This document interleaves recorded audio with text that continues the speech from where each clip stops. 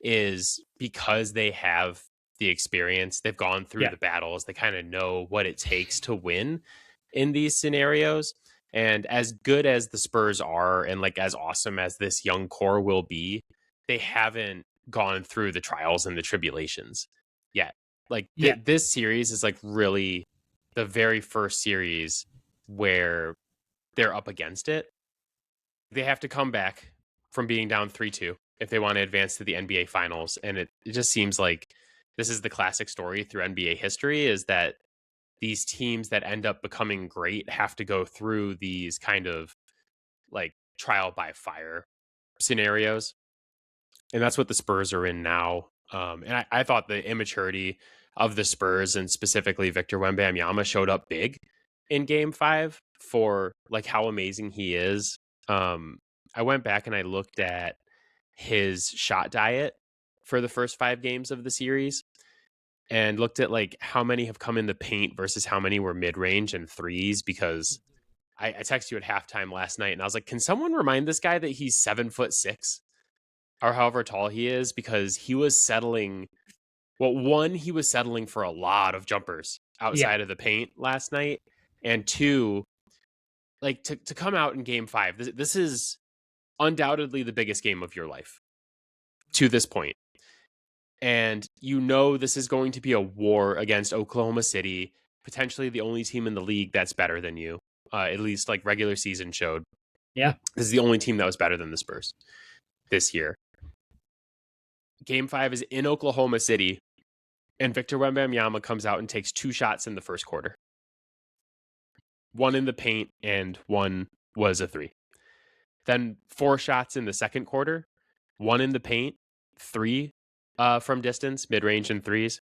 3 shots in the third quarter, 2 in the paint, 1 from distance, and then 6 shots in the fourth quarter, which like 4 in the paint, 2 from distance.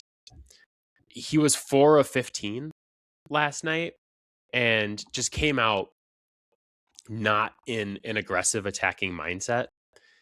And then you like juxtapose that next to Game 1.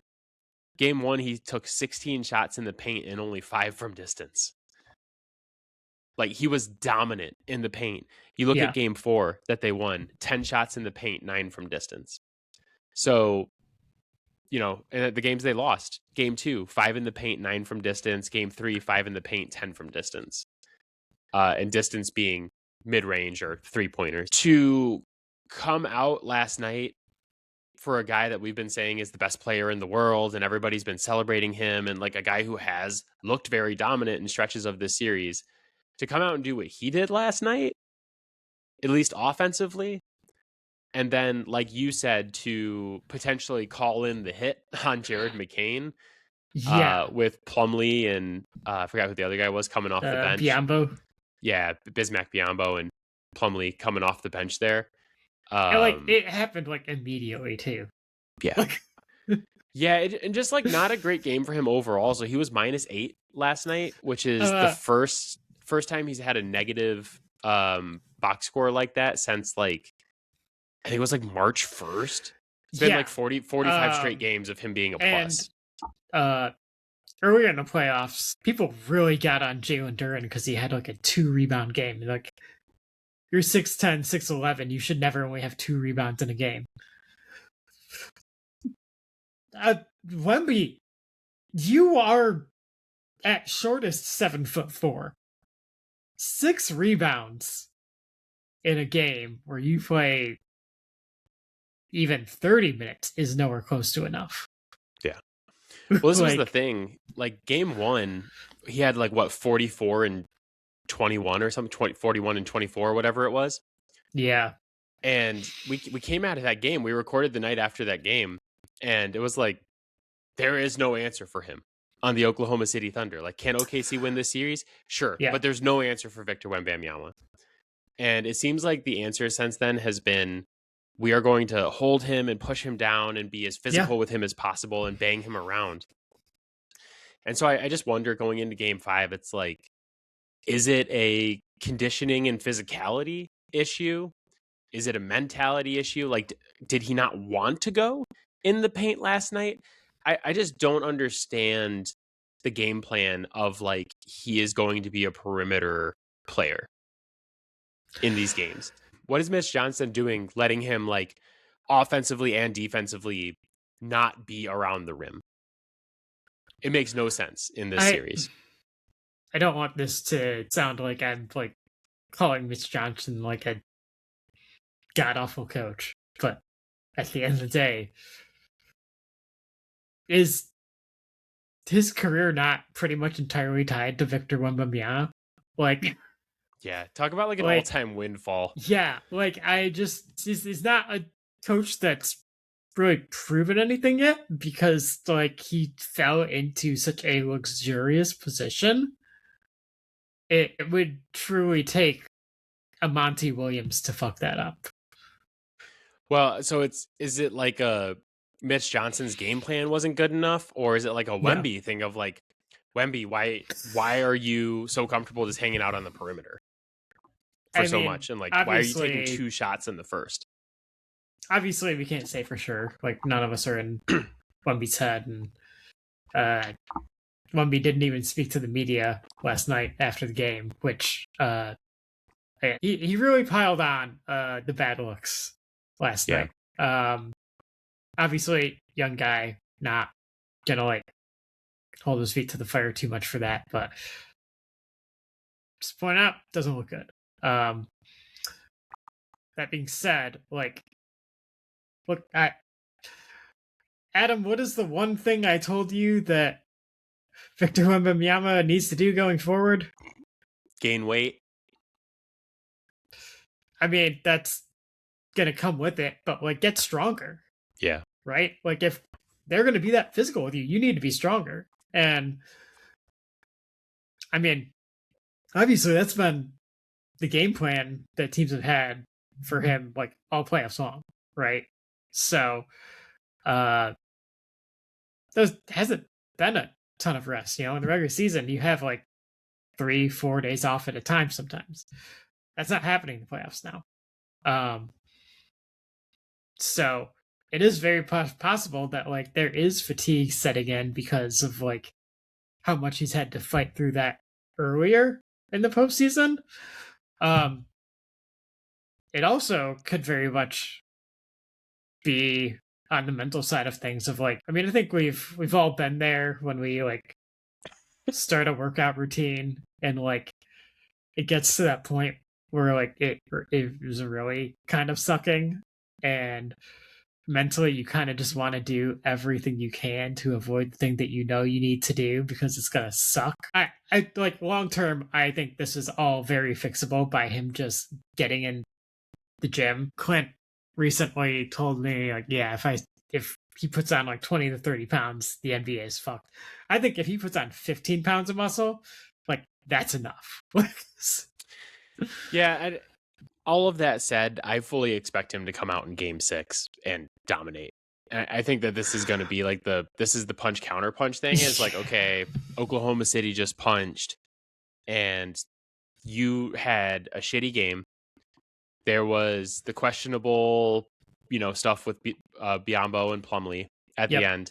Then you cancel media availability because you don't want to talk to anybody. And he's going to get, he's been heavily criticized today. He's going to get heavily criticized tomorrow going up into game 6. Yeah. Because he is the like, we've talked about his mentality on this podcast of like, he has that like edge of like, I want to dominate. I want to do all this stuff. So he was obviously really disappointed with how last night went and handled it poorly.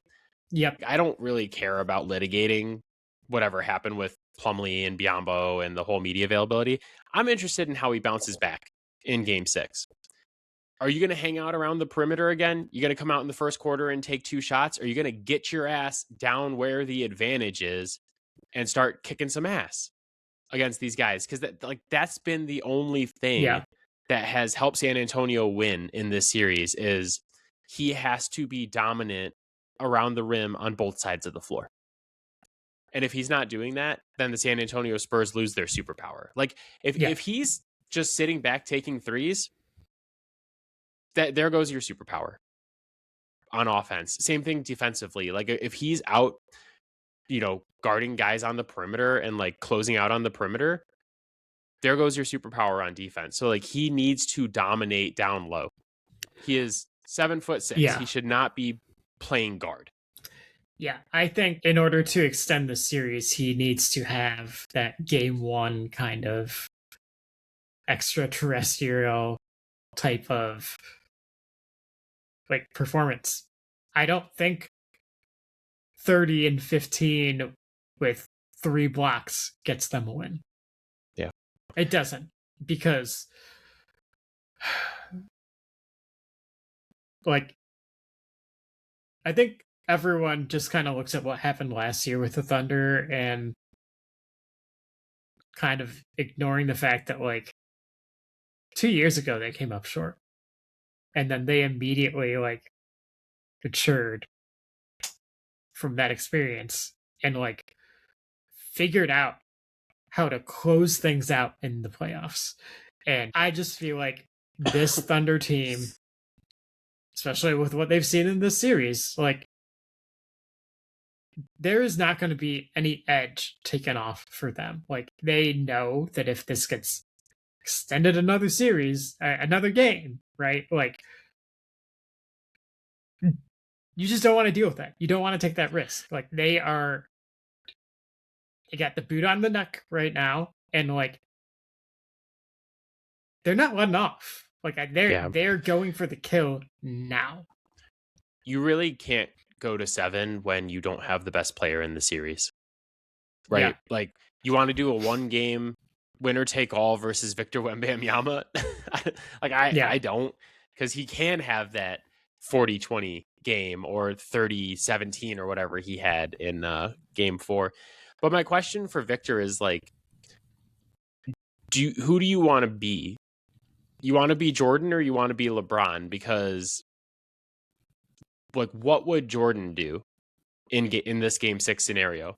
He would be out there busting everybody's ass, right? And like LeBron, probably more passive. So like, what are you going to do? You're going to go out in the first quarter and take 10 shots and get down low and start busting some ass? Or are you happy sitting back and taking threes and mid-range jumpers because you don't want to get beat up? Yeah. We're going to find out. We'll find out tomorrow. Yeah. I think that's another thing with like game 6 that I just feel like works against them. It's like, again, I don't think this is like anything to worry about long term with Victor, but like he's 22 and like we just saw him not respond well to that adversity last night. Like it is not a given that he's gonna be like in that focused, clear headed mindset for game 6.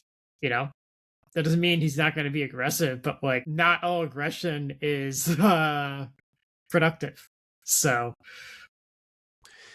the other issue I'm concerned about with the Spurs is that this is not just a Victor Wembanyama issue. It's not like, oh, he was immature and he dragged his team down. The whole team is young and immature and not tested. Yeah, Castle made a ton of dumb fouls. Yeah, well, last night at the end of the second quarter, the last 5 minutes of the second quarter, they gave up 10 free throws to the Thunder because they got in the bonus and then they just kept fouling them. So that's 5 fouls. 4 of the 5 fouls were either personal fouls or loose ball fouls. And one of them was an offensive foul that led to free throws at the other end. And it's like Champagny and Castle and Harper and these guys. Like Harper's been a ghost in this series since his massive game 1 as well. So there's plenty of like blame pie to go around here. But like the immaturity of the team overall and just like the non-battle testedness shows up in a lot of ways. And just watching the end of that second quarter, I'm like, you guys are down double digits. You're desperately trying to like cut the lead a little bit before you go into halftime and make some adjustments. And instead the lead is going the other direction because you score and then you foul and then you foul and then you foul and then you score again and then you foul again. And it was all stupid fouls, like just over aggressive play by Castle, Champagny and Carter Bryant just doing stupid shit. Like Bryant made a 3 and had a huge dunk. And it was like, oh shit, like this might be, his moment. And then he gave up a wide open 3 to Shea because he took his eyes off Shea, which just the one thing you cannot do, the one guy that, like, you have all 5 guys on the defense staring at this dude, and then you're on him one-on-one, and you just leave him to stop, to double team Caruso on a drive. Yeah. And give up a wide open 3. And then Case and Wallace steals the inbound, and you immediately foul and give up free throws. And then they benched him, and they're like, you're done for the game. So, like, he made 2 good plays offensively and got way too high and was just like, oh, this is going to be my game, and instantly blew it. So it's a team-wide thing, and part of it just comes from being, like, going through the wars. And this is just the kind of stuff they need to go through against a superior team. And I don't think it's a question that Oklahoma City is a better team than the Spurs, but, like, the Spurs have the best player in Wemby. Because I forget what the stat was going into the game 5. I don't know what it is now. But going into game 5, the Spurs were like plus 20 something with him on the floor and minus 38 with him off the floor or something like that. They were like minus 38 with him off the floor in 35 minutes in the series so far. And they're just not the same team at all when he's on the bench. I think we're seeing too with him potentially wearing down or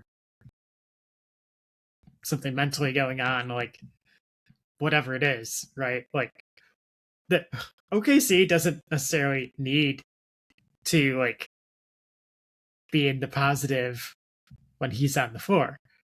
They just need for that number to continue declining for him when he's on the floor. Yeah. To, like, really be able to just dominate the game by, like, all right, well, like, you might have a little advantage, but now the bench is just going to thrash you. Yeah. All that said, I am going to vote Wemby number 1 in NBA top 30 this summer. I've seen enough. Well, you just spoiled everything. I've just awful. Well, I just, last week when we did the pod, we were coming off game 1 and we did this whole thing about, like, he's going to be one of the greatest players of all time. He's going to be up there with Jordan and LeBron if he can stay healthy. And now we're coming off a loss and we're like, been pretty hard on him in the first 20 minutes of this pod. Which is, like, that's just kind of how this series has been, is that the reactions to every game have been so extreme. So I wanted to just give my level-headed take of, like, I do believe he's the best player in the NBA, and that's why I'm being so hard on him on this podcast. It's like, I just expect more. I was disappointed last night. It sucked. That game last night was an unwatchable mess in the first place. There was 70 free throws in the game. 70. But also I expected more out of him, and I expected a better game because I expected more out of Wemby. So that's where I'm disappointed, but I'm still going to vote him first. But like I said, the reactions to this series have been so extreme, and anytime the Spurs win, everybody's like, oh my God, Victor Wembanyama is the best player in the world. Welcome to the new Spurs dynasty. I'm so excited. They got all these guys, blah, blah. And then anytime Oklahoma City wins, people are going on Reddit and being like, the Oklahoma City bomber was right. He should have done more. This Oklahoma City doesn't deserve a team. All they deserve is more bombs. I'm like, Jesus Christ, why does everybody, like, people hate the Oklahoma City Thunder with a passion. Like, it's visceral reactions to them winning. Yeah. And I by the way, I'm not joking about someone saying the Oklahoma City bomber was right. Yeah, after a Thunder win. I've seen some similar posts. And, like, you can't even argue that, like, any of the players have brought on the heat with, like, their interactions with the media or anything like that. Everyone on that team with their media time is extremely respectful. Like, they do not talk shit, which is, like, hilarious that they're the team that everyone's freaking out over and hating viscerally right now, when, like, quite frankly, like, San Antonio has talked a lot of shit. Like, so. Yeah, well, I know a lot of people go to the flopping excuse. They're just like, oh my God, these guys are just floppers and they cheat and they just fake fouls all the time. But I looked at like, where is that actually getting Oklahoma City? And I looked up free throw attempts per game. So in the regular season, Oklahoma City was 17th in free throw attempts per game. So far in the playoffs, they are 11th out of 16 teams. And like, if you're like, oh, they just flop and they get all these free throws from flopping and cheating and blah, blah, blah. They're like bottom half of the league in free throw attempts, both in the regular season and in the postseason so far. So I don't believe that. I think a lot of people pinpoint Shea as the main flopper and like all these fouls he draws. And like, I'm not saying he doesn't, because he does, and he has these like herky jerky motions and he gets free throw calls. He gets foul calls that other guys in the league just don't get right now. But even Shea was third in free throw attempts per game this year, behind Luka Doncic and Denny Avdia of the Portland Trailblazers. Not a name I expected on that list. And he is second in the postseason. Paolo Banchero, who got eliminated in the first round by the Pistons, shot 10.6 per game. Shea is shooting 10.3 per game. So I know he shoots a lot, but it's not like this astronomical number that's like, it's not like, oh, Luka's shooting 10 and Shea's shooting 15 per game or something. He's shooting less per game than Luka. Yep. Adam, do you happen to know what the free throw differential in this playoff series is right now? If I'm correct, the Spurs have shot more than the Thunder. They are plus 11. Yeah. So like, this is the thing, is people want to be like, oh, the refs are on Oklahoma City side and they're trying to cheat the Spurs. And everybody was complaining during that second quarter I was talking about last night, where it's like they shot 10 free throws in the last 5 minutes of the quarter. But I was watching the game. Every single one of those was a foul, and a stupid foul. It's not Oklahoma City's fault. The Spurs are fucking stupid. Just ridiculous. No, but I look at Oklahoma City. I'm not saying I'm a Thunder fan, and people are going to be like, oh my God, Thunder Glazer, like blah, blah, defending the Thunder. I think we should be celebrating the Oklahoma City Thunder. Yeah. In this day and age of the NBA, to have a small market team become the best team in the league for now, I mean, regular season wise, 3 years in a row. Yep. They won the championship last year. They are the favorite to win the championship right now. Yes, they could still get eliminated by the Spurs. We'll talk about the Knicks here in a little bit as well. But they could win back-to-back championships, have a back-to-back MVP, back-to-back finals MVP, I would assume. If they win the finals, it's probably going to be Shea. For a small market team to organically build this, like, yes, they got an all-time windfall from the Paul George trade and the whole Kawhi situation. We shouldn't hate them because they extorted the LA Clippers. Like, again, we should not blame the Thunder because the Clippers are stupid. Right? Like, the Clippers did that. And the Thunder were smart enough to be like, hey, we want Shea and all these picks and swaps. Like, they got Shea back in a trade. But everyone else that's on this team, it's been smart trades and draft picks.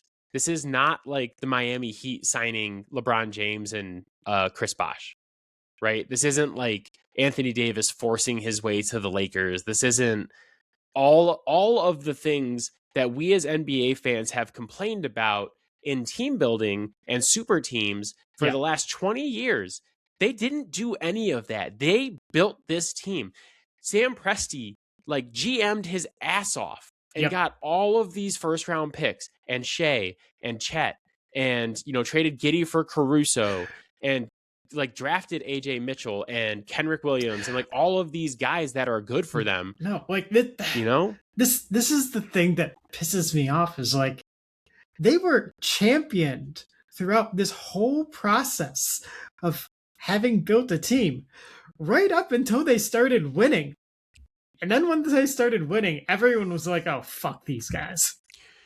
Well, the only criticism I levy against them is that, like I've said this a billion times, is that it conveniently gets swept under the rug that they chained Shea to a radiator for like 2 seasons Yes. and tanked. But tanking, like we've talked about this, it's a legitimate team building strategy. Like it's the smart thing to do. So this isn't like, hey, we went out and signed a bunch of superstars, or we worked with Clutch behind the scenes and we made this guy force his way onto our team. Ha ha ha, look at us to win a championship. This is like organically built, extremely smart longevity for this team. And whatever their runway is, whether, and we could be sitting here in, 4 days or whatever, and Wemby has knocked them out of the playoffs and the Spurs have now taken over as, the dynastic team of the next 10 years. But whatever their runway is, it's because they did it all the right way. And everybody just wants to sit here and be like, fuck this team. I hate them. They flop. This is stupid. I can't watch this team. I wish I liked this team. I wish this was my team.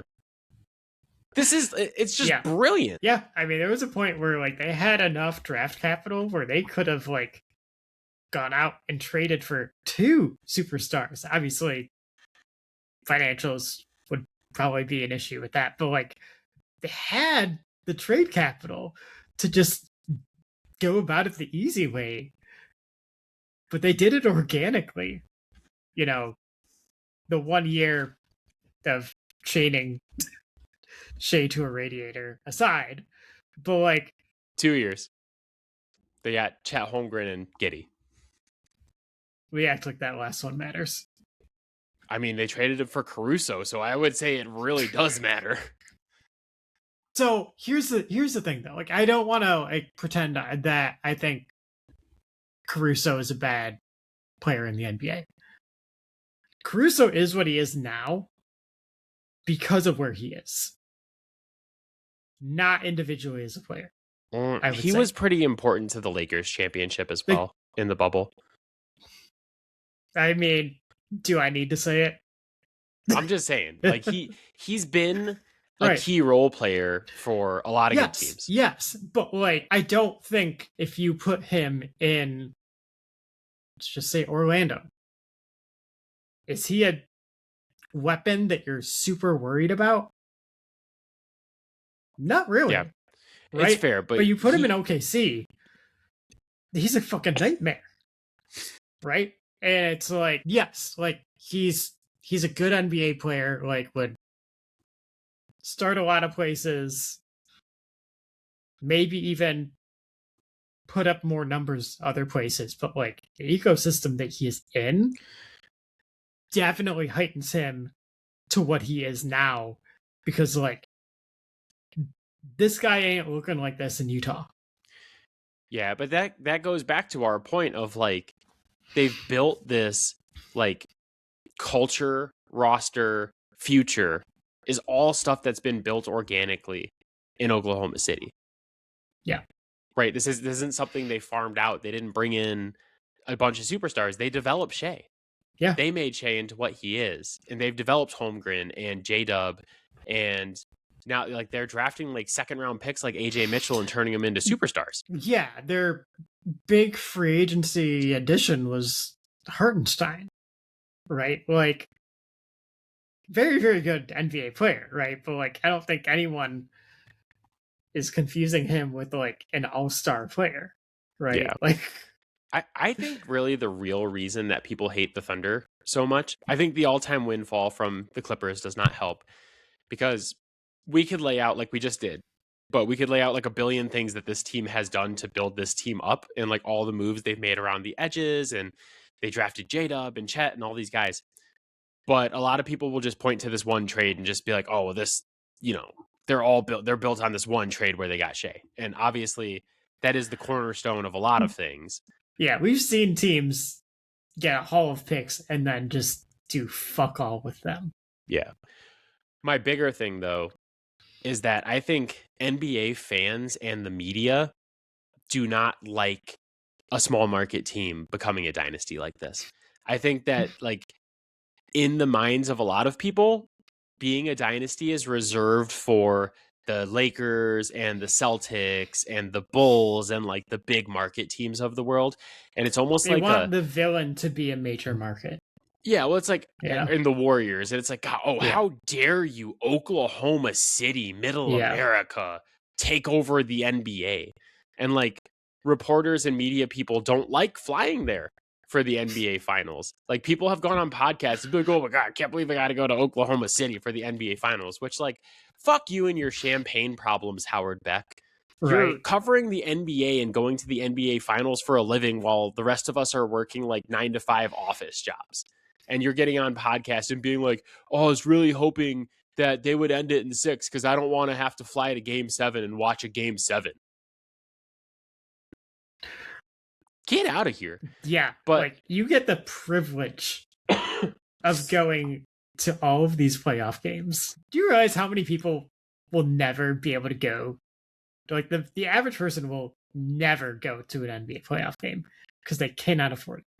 Like I was lucky enough to get to go to one Pistons playoff game like shortly before LeBron finally overcame the Pistons and like we lost that game, but like I will forever remember that experience because it's just like I now know how unique that is, right? And you are sitting there complaining about having to go to this, like, for what a lot of people would be a once in a lifetime opportunity. mm-hmm. Well, there's a saying that's like your dream job is somebody else's Monday morning. Yeah. Like Monday morning nightmare or like Sunday scaries or whatever you want to call it. But and I'm like, if anybody that I work with is listening to this, I love my job. I have a great job. But if you were like, hey, switch jobs with Howard Beck and go cover the NBA finals, I'd quit tomorrow. Yeah. I'd just be like, see ya, I'm going to the NBA finals. But I think the media doesn't like that, like a small market Oklahoma City Thunder team has become what they've become. And I think it's like really, really obvious when people talk about the Knicks right now, because the unmitigated slobbering over Knicks roster building and their decisions. And oh my God, I can't believe this is like the smartest anyone's ever been in the history of man over like a New York Knicks team that we'll talk about in a sec. But like, whenever it gets brought up, everybody's just like, wow, what a bunch of geniuses in New York. That James Dolan is the smartest owner in the league, and Rose and West and all these guys. It just doesn't get any better than that. It does get better than that, and it's happening in fucking Oklahoma City right now. And that, I think, is what's pissing people off. Is they're like, oh, well, you know, they expect small market teams to like maybe build up to have like one magical run where they don't quite get there and they get beat by the big guys at the end, but we can all give them a round of applause. And Oklahoma City has flipped the script on that and been like, no, we are the team of the present, and them and San Antonio will be the teams of the next 5 to 7 years as well. But yeah, I'll throw in there too. There's this aspect with regards to Shea, and I think it kind of speaks to maybe my lack of faith in humanity with internet culture, but the way Shea flops definitely compounds things. They all the stars, even the non-stars, they exaggerate, you know, to get calls. Shea definitely takes it further to like a almost comedic, cartoonish level, and then like just, and I don't even know that it's his fault. Like I can't speak to his control of his face in these situations, but the faces that he has been caught with in these moments are like straight out of an anime. It's become like memeable, but like the way internet culture is, like it's not just like, haha, this is funny. It's also like, we are now going to use this to like assassinate this person's character. with the flopping stuff that he does do, I don't really blame him. I blame the refs in the NBA He's for like he's incentivized to do it. Right, you're condoning it and rewarding it. What do you think's going to happen? Like someone was Yeah, going to take advantage of it, but I feel like that's the part where it becomes kind of like Kansas City Chiefs ish to yeah, me. Of like, in a way, it feels like the NBA is like helping them, you know. Which, like, I just went over the free throw attempt stuff. They, as a team, do not shoot that many free throws, even with yeah. Shea being close to the league. So I think it's kind of like it's straw man argument. People just like kind of are like, oh god, they shoot so many free throws when they really don't. But I'm sure there are those that are like, oh well, the NBA is condoning this flopping and like helping him, and it feels like the Chiefs like making, when they were 14-2 or whatever they were a couple of years ago, and every single play was like, or every single game ended on a controversial play that went in the Chiefs' favor. And it feels like, I'm sure for some people it feels that way. And then like also the Thunder are in a bunch of shitty commercials, like kind of reminds me of Patrick Mahomes and Travis Kelce and all of the Yeah. what is the insurance company, State Farm. Like it's a bunch of shit. Like you kind of can't get away from them in a way. It's like, God, not only do we have to watch them dominate the league, but every single commercial break, it's like this stupid ass commercial with like J-Dub, Chet, and Shea, and they're all over TikTok. And the 76ers give them Jared McCain for basically nothing, and he's awesome for them. And people are just like, this is like, I understand why people are jealous. I'm jealous. I wish my team could even do a fraction of what the Oklahoma City Thunder have done. But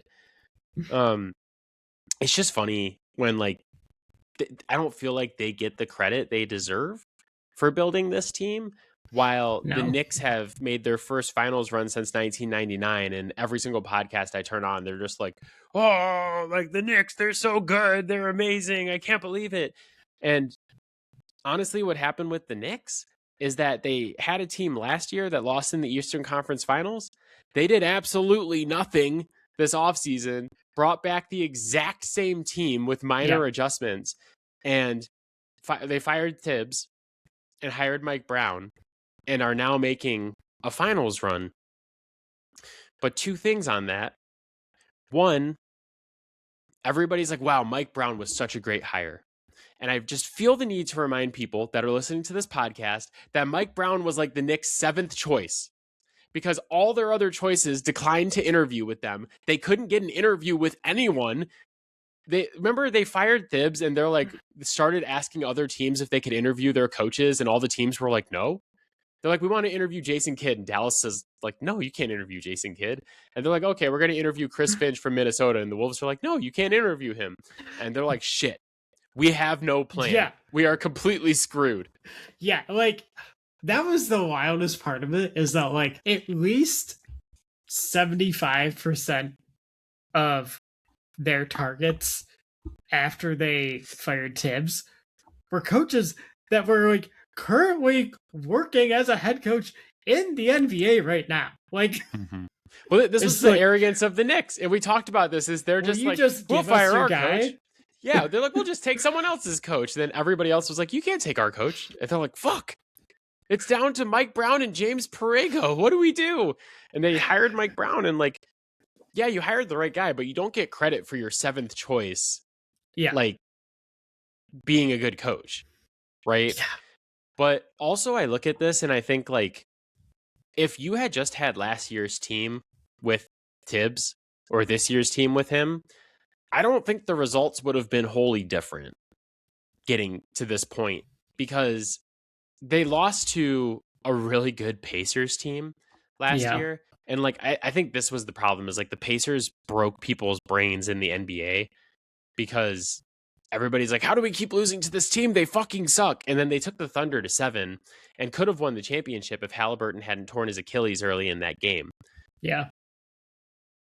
There was no team like that this year in the East. There is no really good team. The Knicks are probably the best team in the East. Like, there was no team to challenge them really in these playoffs. Well, yeah, the one team that realistically posed that challenge to them this year kind of off themselves in a game 7. So, like, Well, that's the thing though, is like this route they took of like, we beat the Hawks, we beat the 76ers, and we beat the Cleveland Cavaliers, who once again proved to be the pants shittingest team in modern NBA history. Yeah. Shit their pants again, this time in a 4-game pants shitting. Could, like, if you had just run back last year's team with the same coach, like, you telling me you couldn't beat those teams? I mean, maybe not as badly as you did, and maybe there wouldn't be like all these good vibes in New York, but like, you couldn't have done that with Thibs. You know, you didn't change anything to the roster, and like, credit to them, I guess, for not overreacting to last year and being like, Yeah. we gotta ship off Cat and OG, and we gotta completely change everything. Credit to them there, but like, I don't think that we should just be sitting here like slobbering over their roster building. Everybody's like, oh my God, they pushed all the right buttons. They signed Brunson to this deal that everybody hated at the time. It ended up being good, blah, blah. You shouldn't get credit for signing Brunson when his dad and godfather work for the fucking team. Yeah. Right? Like, everybody wants to get all pissed at Oklahoma City for how they built their team. Let's look at the Knicks. Like, your best player signed with you because his dad is a coach and his godfather is the general manager or the president or whatever Leon Rose's position is. He was never signing anywhere else. I don't want to hear it. Yeah. I don't want to hear anything about him ever staying with the Mavs. That was never happening. And like, yes, they signed him. He blossomed into this superstar, right? Mm-hmm. And then, like, yeah, they go out and they make trades, and they trade for, OG, and they trade for Miles Bridges and Cat, and like, they made smart moves, but like, let's not forget, this team is completely built around the fact that Jalen Brunson's godfather and dad work for the organization, and that's why he's there. And that's it. And like, ask yourself, if you take Jalen Brunson off this team, like, how far does it go? Yeah, I mean, like, credit to them for. Did they make the playoffs outright, or did they like? Are they a play-in team? I think in the East, probably still make the playoffs, but they're still probably like a 6 seed. Yeah, they're a lower seed for sure. Like, maybe they're a play-in team. Maybe they're a 6-7 seed. 6-7. I hate you. But they have been playing really good basketball. Like, we have to give them credit for that. They've played great basketball. Have you changed your mind at all on them potentially being a threat in the NBA Finals? Nope, I'm still predicting a sweep by the Thunder. It's one of those things too where, like, I don't think it helps that they've had such a cakewalk these past 2 series either. Like, I think that actually decreases their odds in my mind for them to be like ready to like go to war with a legitimate like super team. And like, I think we've also seen that, like, yeah, they did sweep the Cavs, right? When and they were rested. But we saw how game 1 went. And I think we've seen this a lot over the history of the NBA, is like, the rested team in the playoffs actually very often comes out a little flat, a little rusty. Like, if the Cavs just don't beat the Cavs, they probably win that game. And I don't think that analytically they did win that game. Analytically they did win that game, says Kenny Atkinson. If only there was a way to judge who is a better team. Like, if we like kept score or something, that would be fantastic. Right? I can't see, assuming it's Oklahoma City, I can't see them playing with their feet, especially after last year. Last year is precisely why I will never pick a sweep in the NBA Finals, because we were both on this pod last year saying, can we just pick Oklahoma City in 3? Like, do we even need to play 4 games? Yeah. And Indy gave them absolutely everything they could handle and more. So I won't pick a sweep. Yeah, I just think that this team has matured a lot over the last 2 years. Outside of, well, I don't even actually want to throw this shade at the rest of the Knicks team, but like specifically the maturity of Cat, I think is, or maybe the mental toughness, whatever you want to call it. Like, I think that gets exposed in a series like this. I just, Yeah. Well, the NBA finals start next Wednesday. It's like a firm date for game 1 is Wednesday, June 3rd. So we'll get a podcast out before then next week. We'll figure something out to do like an NBA finals preview, like the full preview there once we know exactly who it's going to be. But all I'll say for now is like I think it's going to be a lot tighter than you do. And on one side, on one hand, I've thought that the winner of OKC San Antonio was going to win the championship for like months now. So like I'm like I don't want to go away from that. And I also look at who New York has played in the playoffs and I'm like, okay, like it's been a cakewalk. But then on the other hand, they've done what like a really good team would do to a cakewalk, where currently the New York Knicks have the best point differential of any team in NBA playoff history. And there's all these like indicators that say like, oh, they're the 6th team who has outscored their opponents by 180 points or more in their first 13 playoff games. And the other teams to do that all won the championship. And they're some of the best teams of all time. Yeah. It's the Kevin Durant Warriors, the Magic Johnson Kareem Lakers, the Kareem Abdul-Jabbar Bucks, the Michael Jordan Bulls, and last year's Oklahoma City Thunder.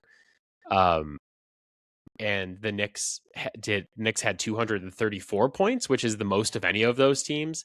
The next highest was the Durant Warriors, had 225 point differential. So there's a lot of like numbers floating around, and it's going to be funny because it's going to be so results oriented, where if the Knicks get annihilated in the finals, we're going to be like, oh yeah, like, the East sucked all year. We knew they sucked, and all those teams they played sucked. But if the Knicks are competitive, or God forbid, a New York team wins a championship, we're going to be sitting here and just being like, see, we should have known the entire time. Look at how great they are. They bombed everybody. It's amazing. Like, so I think it's a harder pick, but I'm leaning towards the winner of OKC and San Antonio in 6 is probably that's like my initial thought. I don't think they've played in this playoff run a single team with a defense remotely close to the ones that they're going to face in the finals. That is not something where it's like, I look at it and it's like, oh, okay, well, that'll take them from putting up like 120 a game to like 115. No, that's like something that I think tips really hard in the playoffs is like if you can't execute against a defense like that, like you can easily drop down to like 95 points per game. Yep.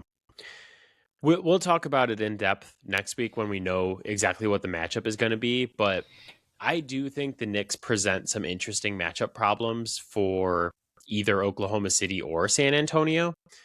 I also think that both those teams are going to present some extremely difficult matchup problems for the Knicks. So I want to talk about it in depth and make picks and all stuff next week.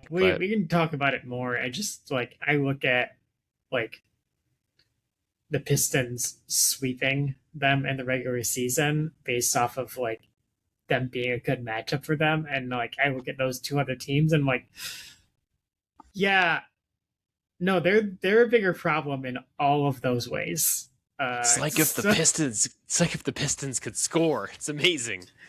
What kind of black magic is this? If the Pistons didn't just decide to literally throw the ball at defenders, they might score more points. So we'll do the whole finals breakdown and make picks and do all that stuff next week. But the last thing we wanted to talk about on this episode is the team that the New York Knicks beat in the Eastern Conference Finals. The Cleveland Cavaliers, as I've called them multiple times, the pants-shittingest team in modern NBA history.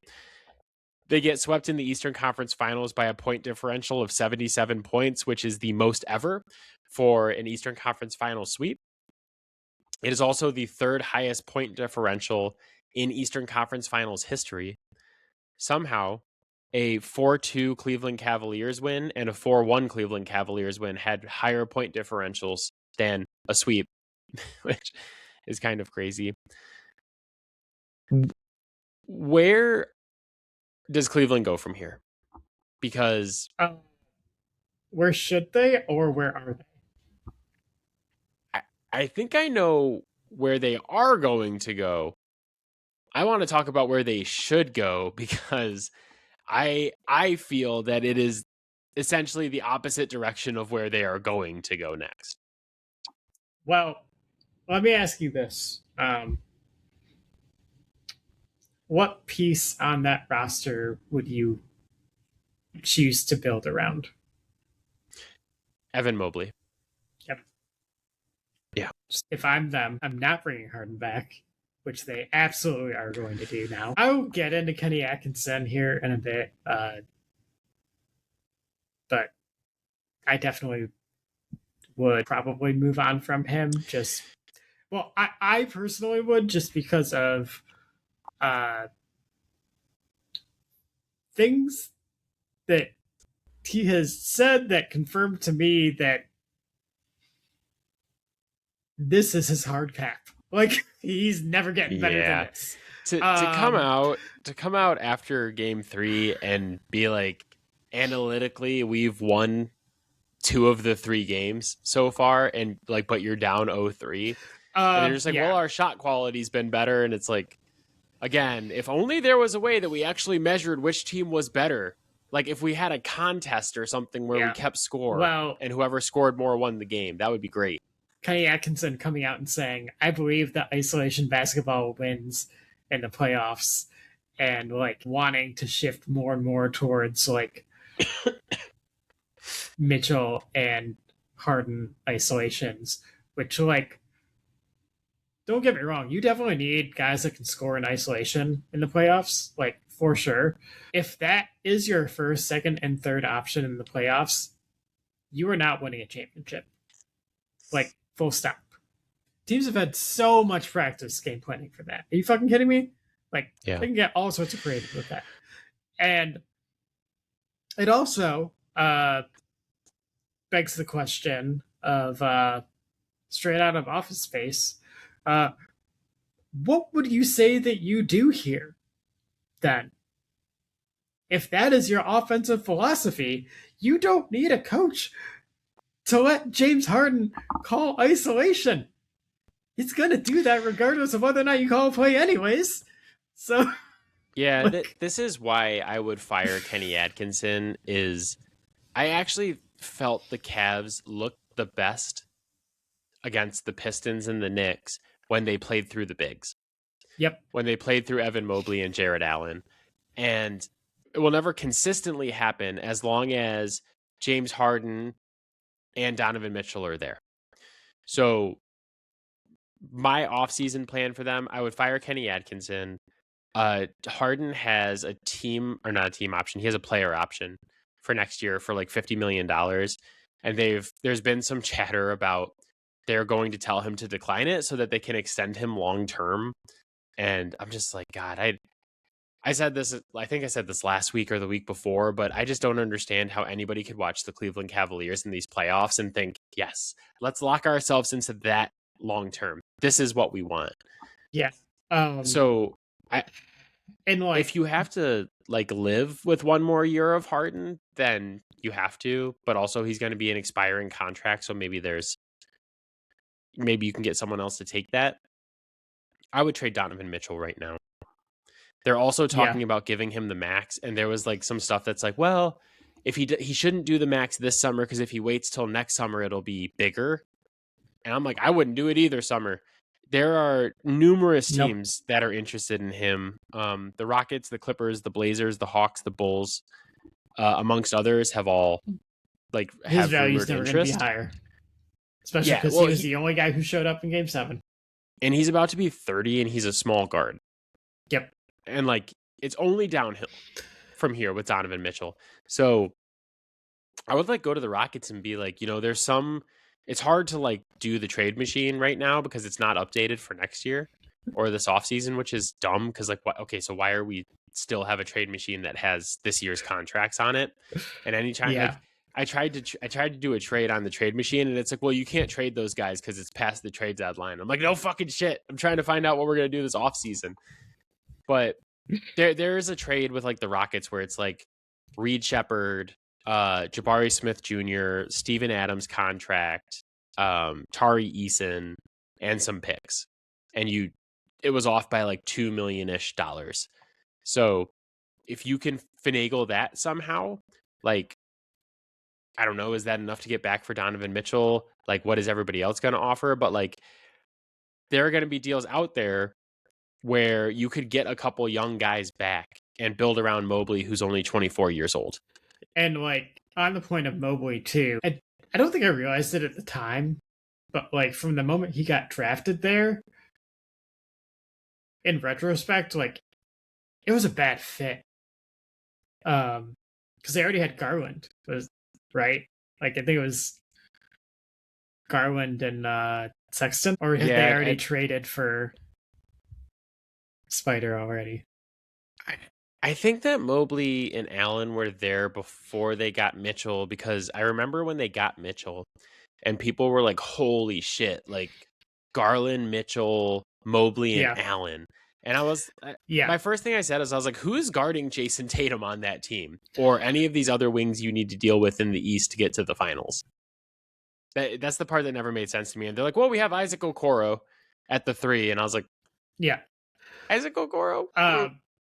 When he was coming out in the draft, do you remember the thing about him offensively that I was actually most excited about? I'm sure I'll remember once you say it. It was his passing. I mean, I think over the last few years, we've rediscovered the value of a big who's a very good passer.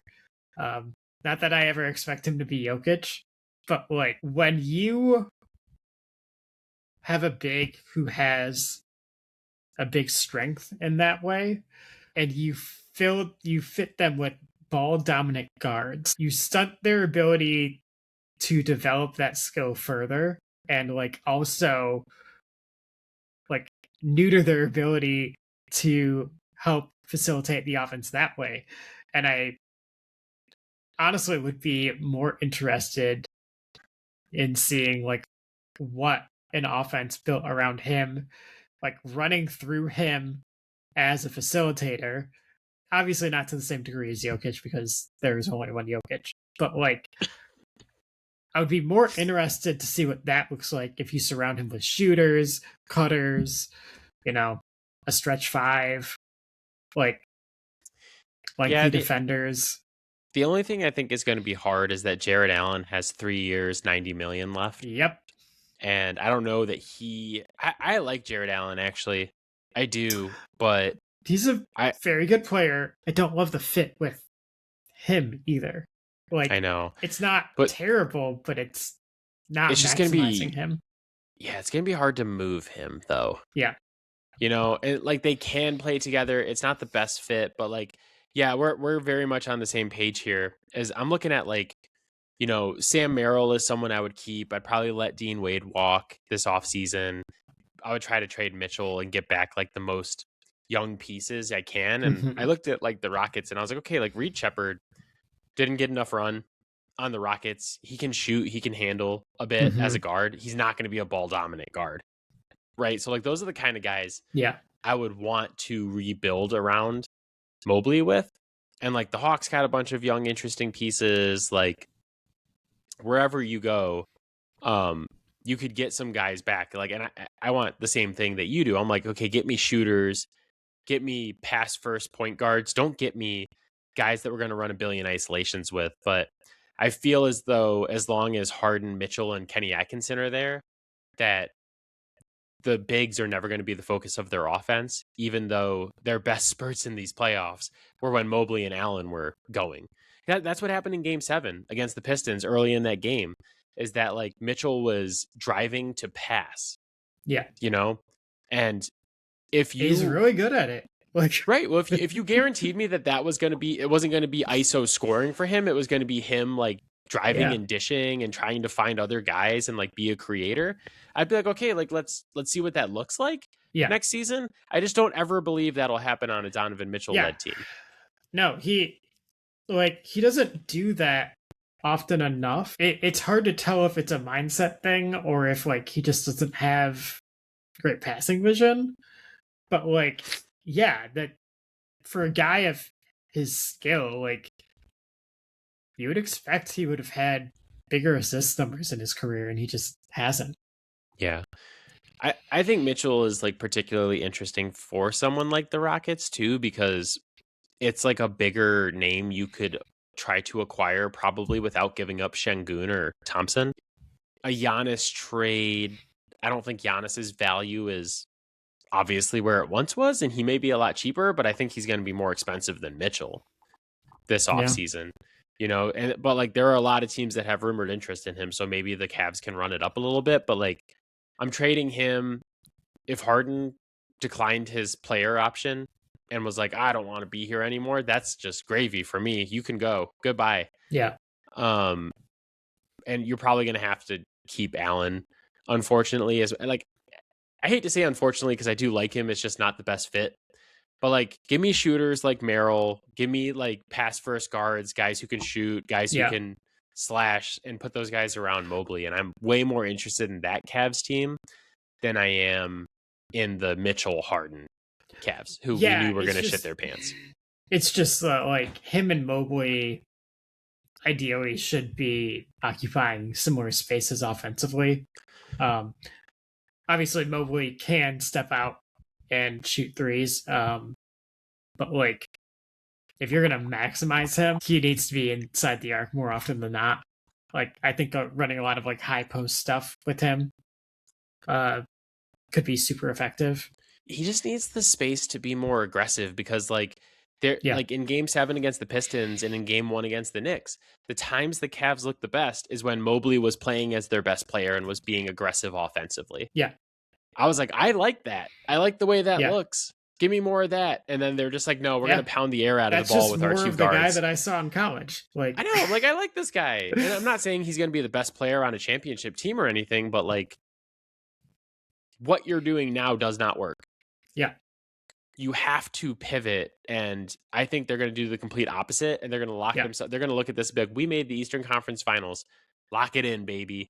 yeah, And they are going to regret that badly. But yeah. I mean, Dan Gilbert is a very emotional owner and a very involved owner. So yeah, it's just like sometimes you get the guys that are like super emotional and they're like, we can't let our guys go. We got to keep this group together. And sometimes you get the guys that are super involved and they're like, that was fucking embarrassing. Get everyone out of here right now. And I'm like, the latter would be so much better in this scenario, but we'll probably get the former. But that is it for us. As always, Fouled Out can be found on Spotify, Apple Podcasts, Pocket Cast, Overcast, anywhere you get your podcast. You can hit us up on Gmail, fouledoutsports@gmail.com, and you can watch the podcast on YouTube. Go search Fouled Out Sports and give us a like and subscribe over there to help us grow that. We'll determine when we're going to record next week, but we will try to get a pod out before the finals start on Wednesday, June 3rd. To give you guys the finals preview once we have that determined and go over all the angles and make picks for who we think is going to win. But for now, Matt, my friend, I will see you later. Yep. Bye, guys. Bye, guys. Bye, Mom. Bye, Robin.